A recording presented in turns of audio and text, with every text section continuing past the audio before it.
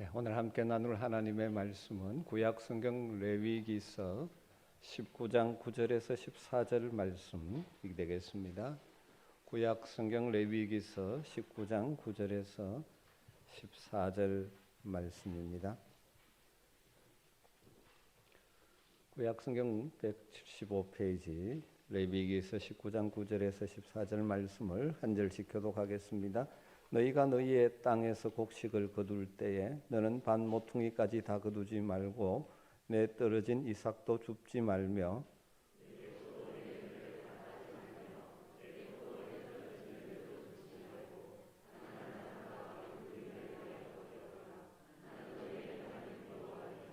너희는 도둑질하지 말며 속이지 말며 서로 거짓말하지 말며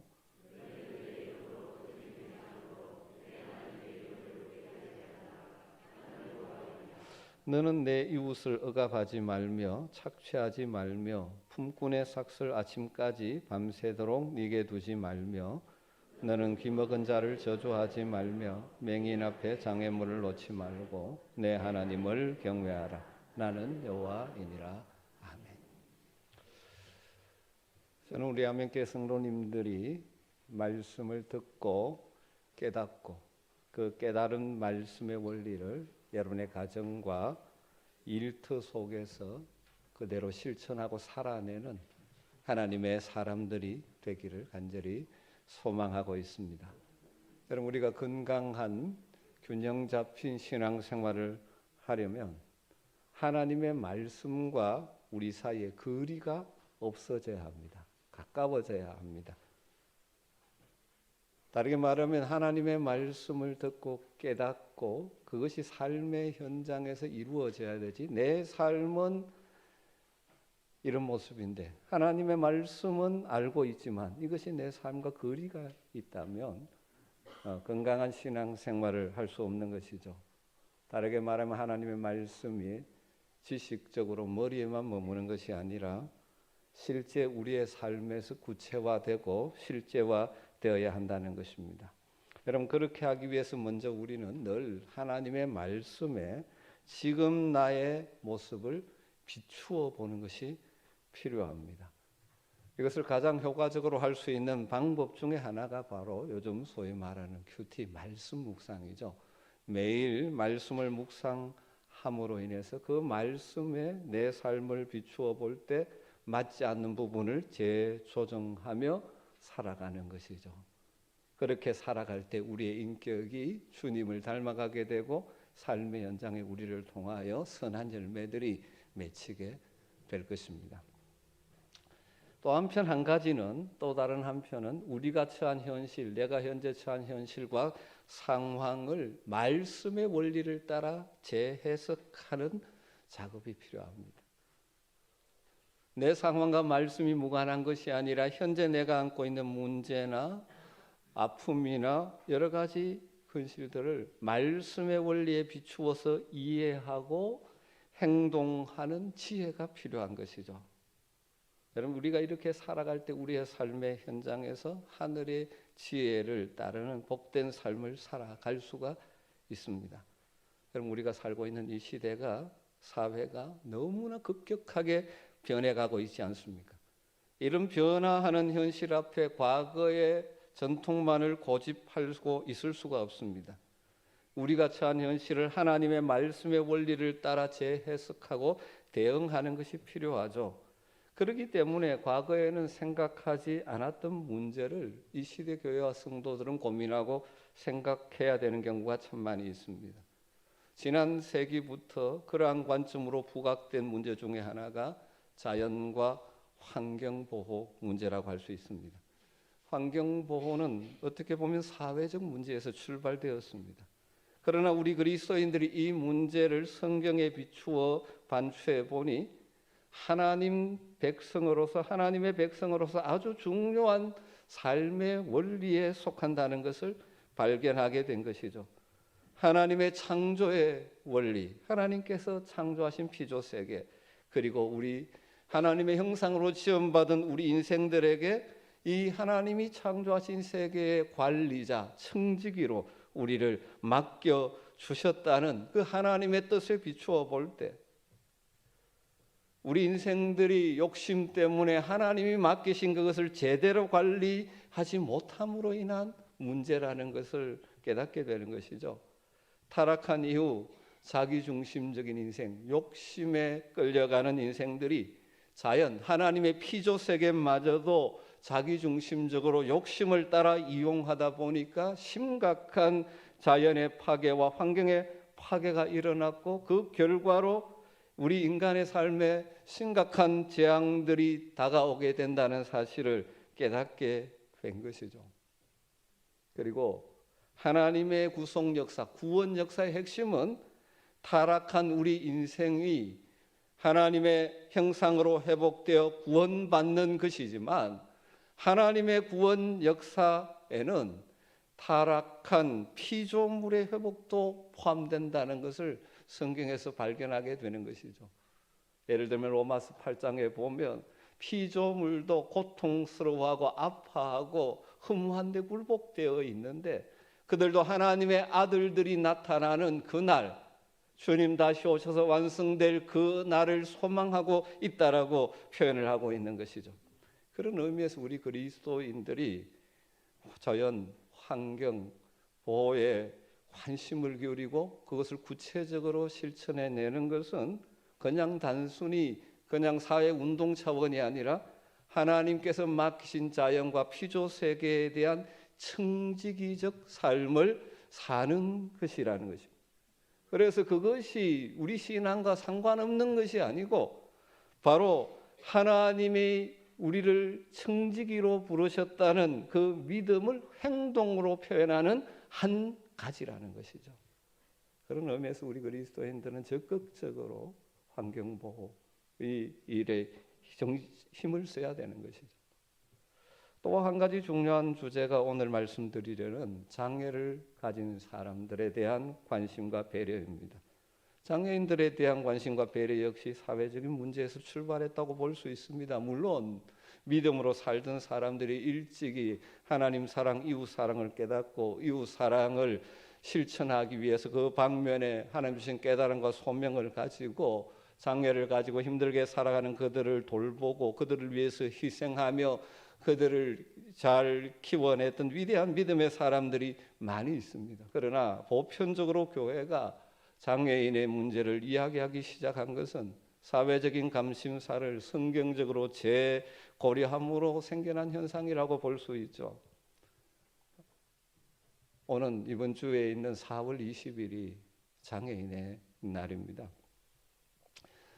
우리 교회가 속한 대한예수교장로회 합동측 2007년 총회에서 장애인 주의를 교회가 지키기로 결의를 했습니다. 오늘이 그래서 우리 교단이 정한 장애인 주의입니다. 그래서 이에 대한 성경적인 원리를 다시 한번 좀 나누려고 합니다.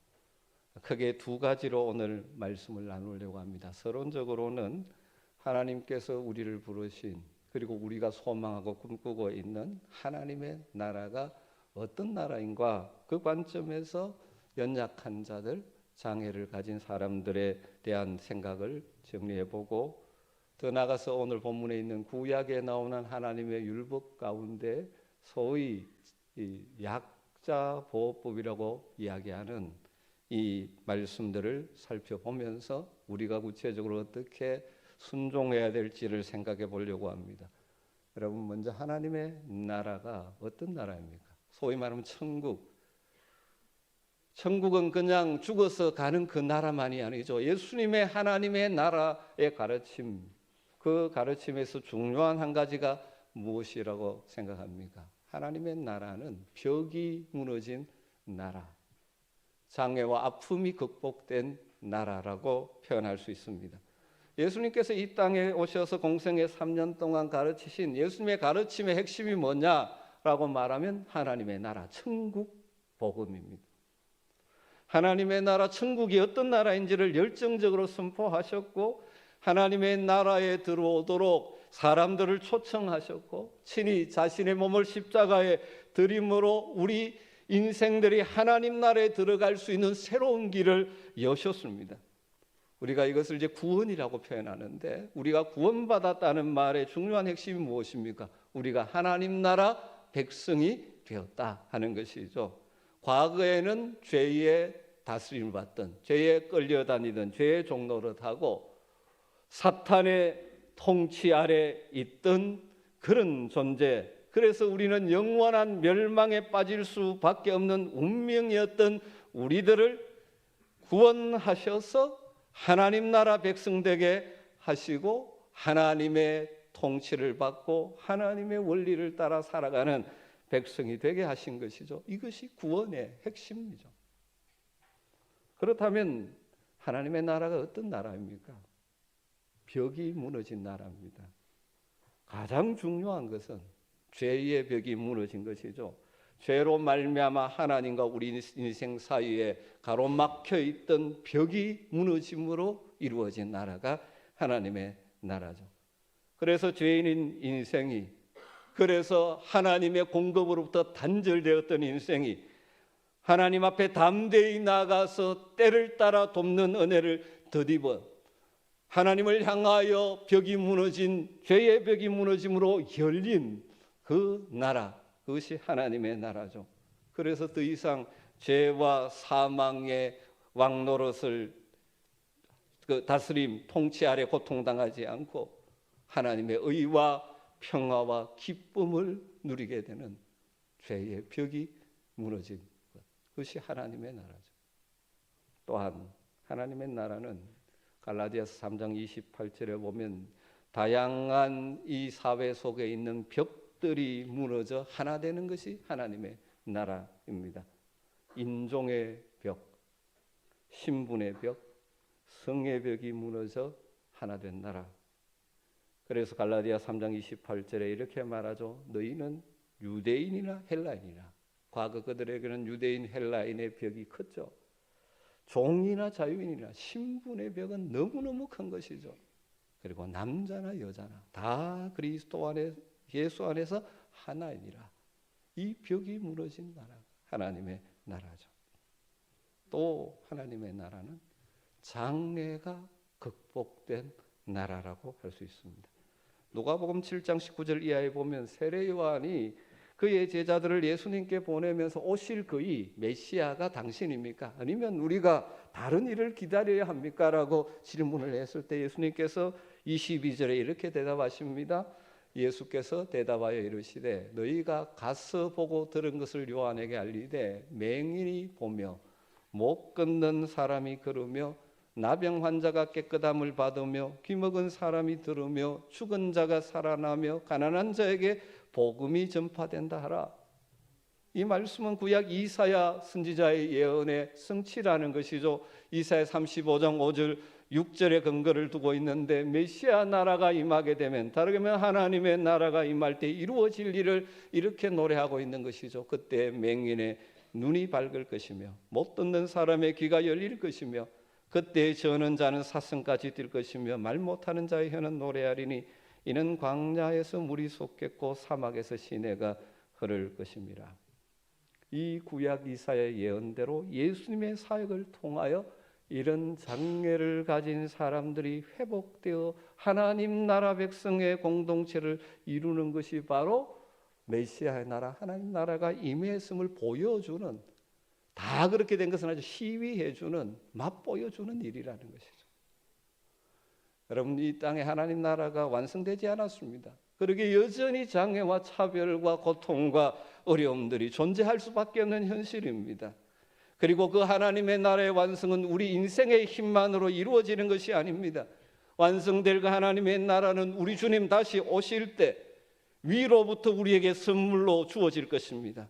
그러나 우리가 이 땅에서 주님의 다스림에 순종할 때, 다르게 말하면 하나님의 말씀의 원리, 하나님의 나라의 원리를 따라 살아가면 그만큼 하나님의 나라를 맛보게 되는 것이죠.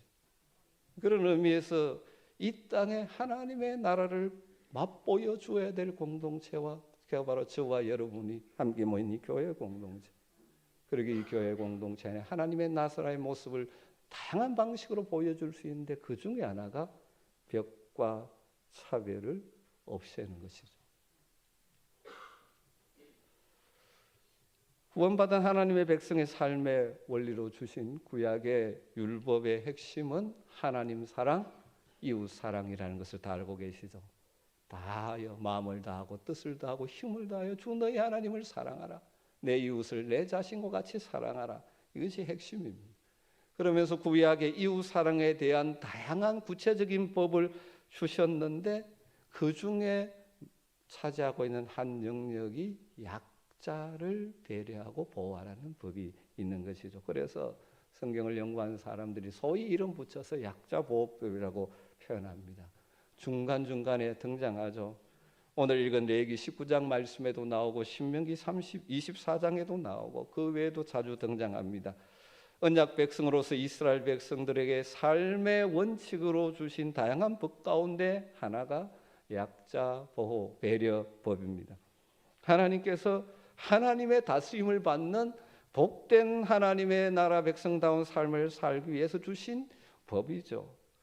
비록 제한적이지만 하나님의 다스림을 이 땅에 드러내는 이스라엘 백성들의 삶의 중요한 삶의 원칙 가운데 하나가 약자보호법이라는 것입니다.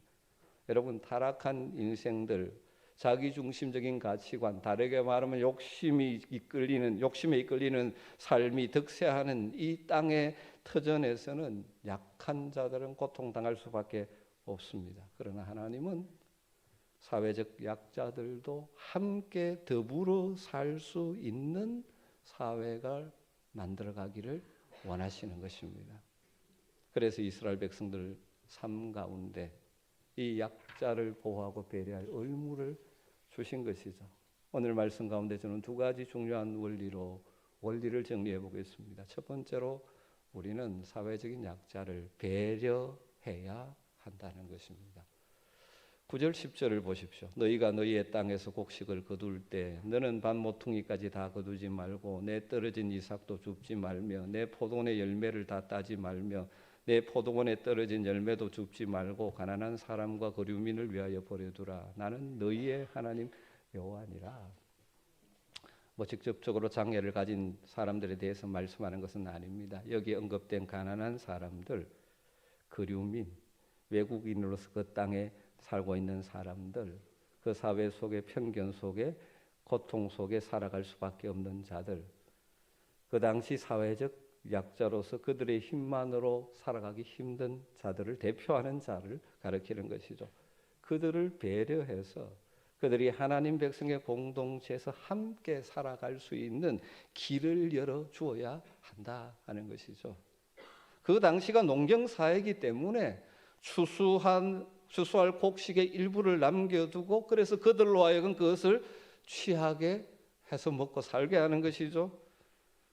곡식을 거둘 때도 다 추수하지 않고 일부를 남겨두라는 것입니다. 포도 열매를 수확할 때도 다 따지 않고 일부를 남겨두라는 것입니다. 여러분, 우리 가운데는 이 농사 짓는 사람이 아무도 없죠. 그럼 여기에 우리는 순종할 필요가 없는 말씀일까요? 여러분, 이 원리를 현대적으로 적용한 대표적인 것이 바로 이삭 죽기 헌금이 그 중에 하나가 아닌가 그런 생각을 합니다. 물론 김동원 목사님이 말하셨지만 쓰고 남은 잔돈을 모아서 연약한 자들을 위해서 사용하라는 것입니다. 참 좋은 정신과 방법이라고 생각합니다. 저희 교회에서는 이것을 이웃사랑 헌금으로 바꾸어서 지금 적용하고 있습니다. 여러분, 내 생활에 사용할 것 중에 일부를 떼내어 우리 공동체 연약한 자나 우리 주변의 연약한 자들을 위해서 남겨두고 사용하자는 것입니다. 이 원리를 실천한 하나의 방법입니다. 여러분, 그렇지 않습니까? 사실 돈은 아무리 있어도 모자라는 것 같습니다. 그러나 우리는 우리의 삶의 필요 중에서 일부를 공동체의 연약한 자들을 위해서, 우리 주변의 연약한 자들을 위해서 떼어내어 사용할 줄 아는 하나님의 사람들이 되어야 하는 것입니다. 이게 바로 하나님을 경외하는 삶의 태도라고 말합니다. 두 번째로, 우리는 사회적 약자, 특별히 장애를 가진 사람들을 동등한 인격으로 여겨야 합니다.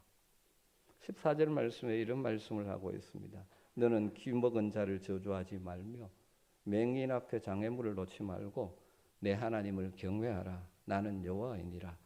여러분, 이 오늘 주시는 19장에 나오는 여러 가지 계명들을 주시면서 자세히 살펴보면 항상 뭐뭐 하라는 뒤에 이 말씀을 붙입니다. 나는 여호와이니라.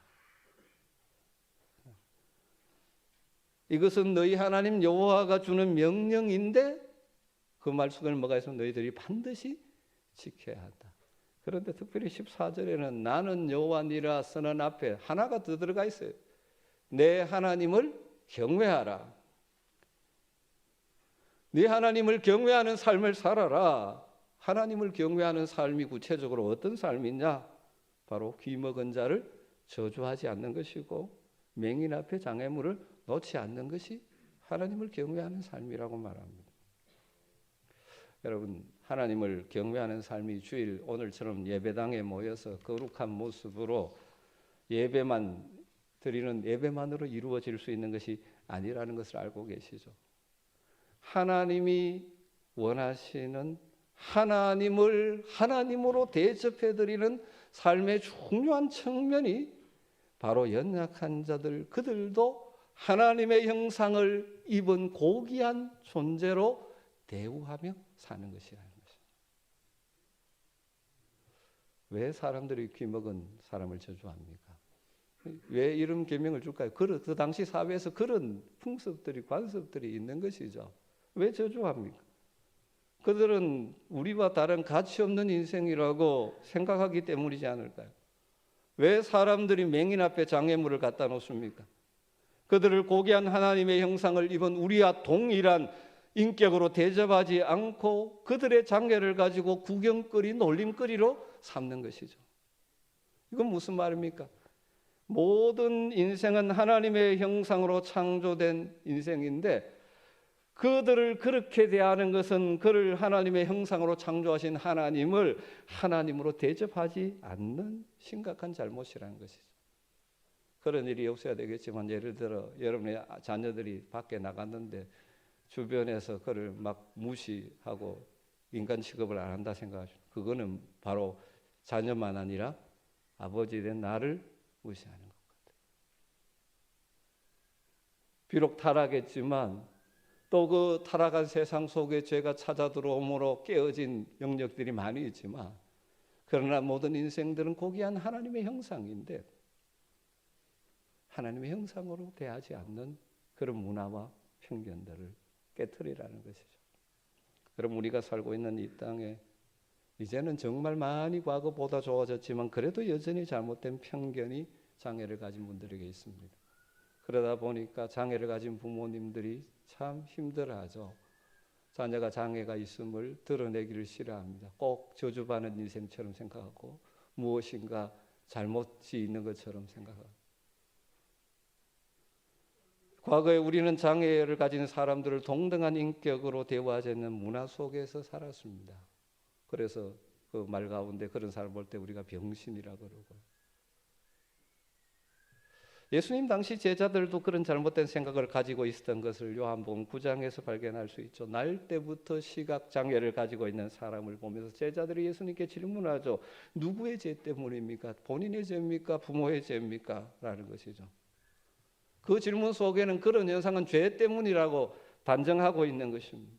우리 주님 뭐라고 말씀하셨습니까? 누구의 죄 때문이 아니라 하나님의 영광을 위한 것이라고 말씀하셨습니다.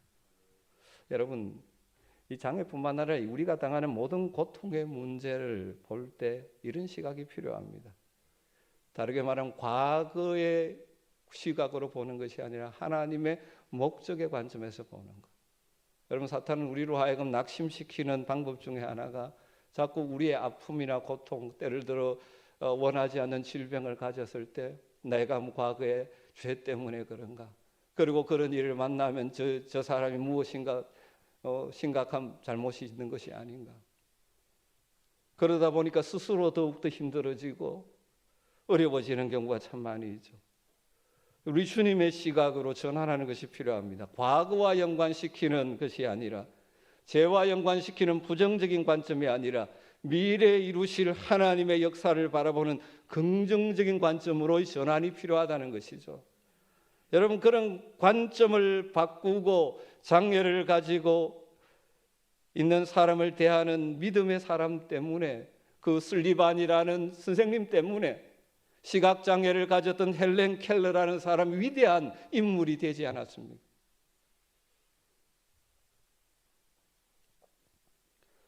여러분, 하나님의 관점을 우리가 현재 다 이해할 수는 없습니다. 장애뿐만 아니라 우리가 당하는 여러 가지 고통들을 바라볼 때 사탄은 자꾸 우리 마음속에 과거 부정적인 관점과 연결시키므로 이 고통뿐만 아니라 고통에 대한 마음의 아픔이 더, 심리적 아픔이 더 커질 수가 있습니다. 다 이해할 수 없지만 이를 통하여 하나님께서 이루실 하나님의 목적의 관점을 미래의 관점으로 보는 것이 필요합니다. 전에도 한번 말씀드렸지만 제 셋째 누님의 가정에 다운 중위군으로 우리 태준이가 태어났습니다. 교사로 열심히 섬기던 우리 누나가 학교를 그만두고 하게 된 것 중에 하나가, 장애를 가진 아이를 가진 부모님들이 너무 힘드니까 그들을 위해서 장애인 이름을 정확하게 지금 기억 못 하겠습니다만 돌봄 센터를 사비를 들여서 집을 하나 임대하고 아이들을 맡기면 관리해 주는 일을 우리 누님이 시작하셨습니다. 그래서 경남 쪽에서 그쪽 분야의 아주 선구자처럼 그렇게 했습니다. 그러니까 그 장애를 가진 아이 때문에 우리 누나의 가정이 그 사역을 하게 되는 것이죠. 우리가 하나님이 일하시면 다 알 수 없습니다. 장애나 우리의 아픔이나 고통이나 질병이나 여러분, 이것을 과거의 관점으로 보지 마시고 다 이해할 수도 하나님의 미래의 관점으로 내다보며 소망 가운데 믿음으로 잘 감당한다면 그를 통해 하나님의 일하심이 여러분의 삶에 나타나게 될 줄로 믿습니다. 여러분의 특별히 오늘 장애인의 날을 앞두고 장애인 주의를 지키면서 우리의 시각을 한번 점검해 볼 필요가 있습니다. 세상의 통념적인 편견의 안경을 그대로 쓰고 있지 않습니까? 예수님의 시각으로 바꿀 수 있게 되기를 주임으로 축복합니다. 우리는 우리 문화 속에서 오랫동안 장애를 가진 사람을 병신 취급하던 문화 속에 살았습니다. 사실 요즘은 이제 육체적인 장애뿐만 아니죠. 갈수록 사회가 복잡해지면서 우리 다음 아이들 가운데 정신적인 장애를 가진 아이들이 참 많아지고 있습니다. 뭐 자폐를 비롯한 다양한 자폐 스펙트럼을 비롯한 다양한 어려움, 그런 부모들 또 그런 사람들을 우리가 어떻게 대할 것입니까? 막 정신없이 그런 공공장소에 뛰고 있는데 그냥 단순히 애들이 왜 저래 하고 볼 것인가? 여러분, 우리는 과거에 그런 부정적인 문화 속에 살았습니다. 우리의 생각을 다시 한번 말씀의 원리로 씻어내고 동등한 하나님의 형상으로 대하는 그런 복된 시각을 가지고 살아갈 수 있게 되기를 주님으로 축복합니다. 마지막으로 나눌 말씀은 이처럼 이 약자보호법을 주시면서 주님께서는, 우리 아버지 하나님께서는 이 법에 순종하는 자들에 대한 복까지 약속하고 계신다고 하신 들 사실입니다. 우리가 이렇게 연약한 자들을 배려하며 살아가면 1차적으로 그들이 위로를 받고 힘을 얻고 함께 더불어 살아가는 공동체를 이루어 가지만, 우리가 그러한 배려를 하고 살아갈 때 하나님은 그렇게 사는 말씀의 원리를 따라 사는 자들의 삶에 복을 주시겠다고 약속을 다하고 계십니다. 레위기에는 나오지 않지만 신명기 24장의 약자보호법에는 하나님의 백성들이 하나님이 말씀하신 이 법을 지키며 살아갈 때 어떤 결과가 있을지에 대해서 이렇게 밝히고 있죠. 신명기 24장 13절에 해질 때 그 전당물을 반드시 그에게 돌려줄지니라. 이 말은 경제적인 어려움 때문에 전당물을 잡았다 할지라도 그것을 돌려주라는 것입니다. 그리하면 그 옷을 입고 그가 그 옷을 입고 자며 너를 위하여 축복하리니 그 일이 내 하나님 여호와 앞에서 내 공의로움이 되리라. 하나님 그렇게 사는 것이 하나님 앞에 공의로운 일을 했다고 인정해 주신다는 것입니다. 19절 말씀에 내가 밭에서 곡식을 벨 때에 한 무틀 밭에 잃어버리거든 다시 가서 가져오지 말며 나그네와 고아와 과부를 위하여 남겨두라. 그리하면 내 하나님 여호와께서 내 손으로 하는 모든 일에 복을 내리시리라. 여러분, 하나님의 원리를 따라 연약한 자들을 배려하며 살아갈 때 내 것을 떼내야 되기 때문에 내 것이 줄어드는 것 같지만, 그래서 손해가 될 것 같지만 그렇지 않다는 것입니다. 오히려 하나님께서 그렇게 하는 자들이 손으로 하는 그 모든 일에 복을 주시겠다고 약속하고 계신다는 것입니다. 물론 우리가 이 복을 받기 위해서 복을 목적으로 일을 행하는 것은 절대 아니죠.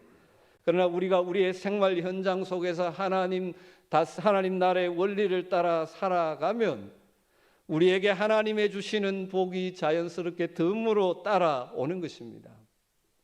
여러분, 우리 아멘교회 성도들이 이 복을 경험하게 되기를 간절히 주의 이름으로 축복합니다.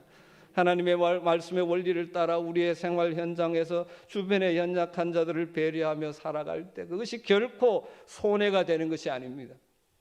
연약한 자들을 위해서 우리의 것을 떼어내어 사용할 때 하나님이 우리가 손으로 하는 그 모든 일에 복을 내리시겠다고 약속하셨습니다.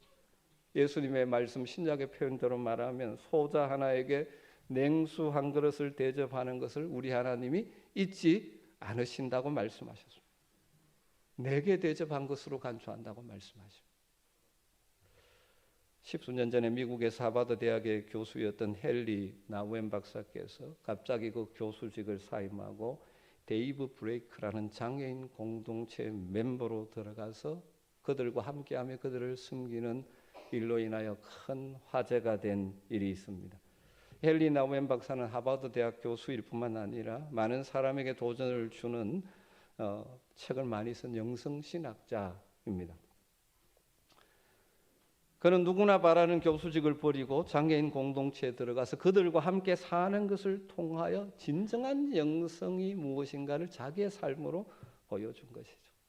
또 제가 이렇게 말씀드리니까 나는 그래는 못하는데, 여러분, 하나님 우리가 다 헨리 나우엔처럼 살기를 하나님 기대하시지 않으십니다. 그분에게 독특한 하나님의 부르심이 있었던 것이죠. 그러나 중요한 것은 우리의 신앙을 구체적으로 표현하며 살기를 하나님은 원하신다는 것입니다. 그 중에 하나가 우리 주변의 연약한 자들을 배려하고 존중하며 사는 것입니다. 특별히 장애를 가진 사람들, 장애아를 가지고 있는 부모님들을 여러분 더 배려하며 사십시오. 여러분, 우리가 이 땅에서 모든 사회적 약자를 책임질 수 없습니다. 나라도 책임 못 집니다. 하나님께서 우리에게 요구하시는 것 그것 아닙니다. 이 땅은 완전한 하나님의 나라가 되지 못합니다. 주님 다시 오셔서 하나님이 주실 것입니다. 그런 나라는. 그러나 현재를 살아가면서 하늘의 가치관을 살아가고 있는 우리들이 해야 할 일이 있다는 것입니다. 그것이 무엇이겠습니까? 우리의 소득에서 연약한 자들을 위해서 여러분이 떼내어 나누어야 할 것은 무엇일까요? 여러분이 여러분 주변에 힘들어하는 자들을 향하여 베풀 수 있는 냉수 한 그릇은 무엇일까요? 여러분, 이번 한 주간 특별히 개인적으로 이 말씀을 묵상하면서 하나님께서 보게 하시면 기꺼이 나눌 수 있는 삶이 되시기를 주님으로 축원합니다. 다 우리가 제약된 본성을 가지고 있기 때문에 완벽하게 그렇게 할 수 없지만 우리 주님의 시선으로 서로를 바라보면서 고귀한 하나님의 형상으로 서로를 대하면서 하나님 우리에게 주신 것들을 잘 선용하면서 하나님 나라 백성답게 여러분의 믿음을 삶의 현장에서 드러내며 사시기를 주의 이름으로 축복합니다. 기도하겠습니다. 하나님 감사합니다. 정말 아무 자격 없는 우리들을 사랑하셔서 영광스러운 하나님의 자녀로 불러주심을 감사합니다. 타락한 세상의 가치관에 끌려 멸망을 향하여 달려가는 그 삶을 살지 않게 하시고 이제 하나님 백성답게 살기를 우리에게 요청하시는 주님의 음성을 듣습니다. 주님, 부족하지만 우리가 이런 삶을 살기를 원합니다.